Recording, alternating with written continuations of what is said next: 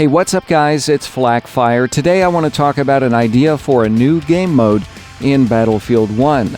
As you can probably guess, this video is about naval warfare, and the confirmed Dreadnought Behemoth in particular. In short, I'd like to see what I would call a Battleship Mode in Battlefield 1. Most of us have played the board game where you attempt to sink your opponent's ships before they sink yours.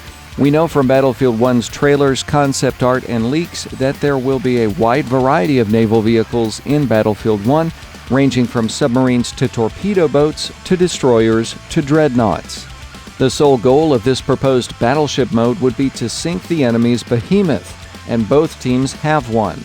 Pitting one navy against another would result in sea battles fitting for the Battlefield franchise. There is currently a game mode in Battlefield 4 called Carrier Assault. It's a fun mode nobody plays because it's part of the game's second expansion, Naval Strike, and Premium breaks up the player base. Anyway, to win at Carrier Assault, teams must take land objectives to launch rockets. These rockets breach the carrier, and then teams must detonate to objectives inside the carrier. Whichever team does this first wins. Alternatively, if enough rockets hit the carrier, it can be destroyed.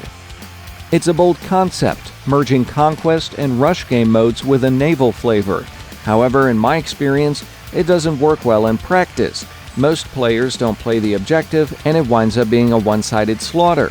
Yet the addition of objectives make the game mode tactical, which is a selling point for Battlefield. However, for Battleship Mode, I would suggest leaving objectives out of it entirely.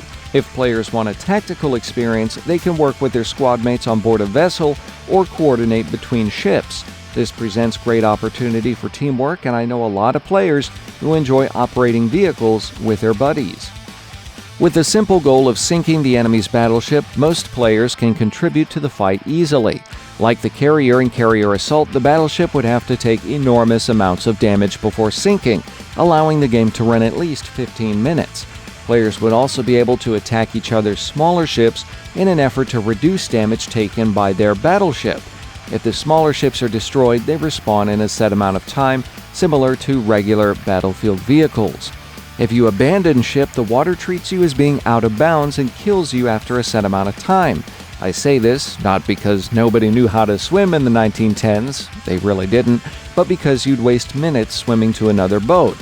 Along with independent manned weapon stations, the battleships themselves should be able to move and fire.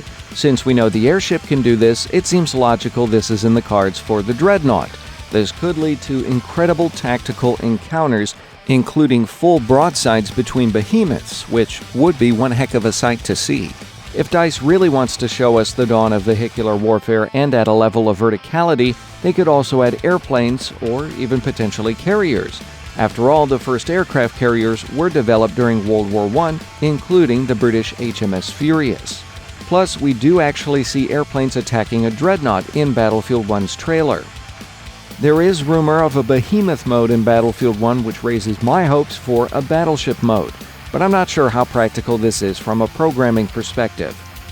Either way, I really hope DICE is planning a mode like Battleship to capture the true potential of all the new vehicles that are in the upcoming Battlefield 1.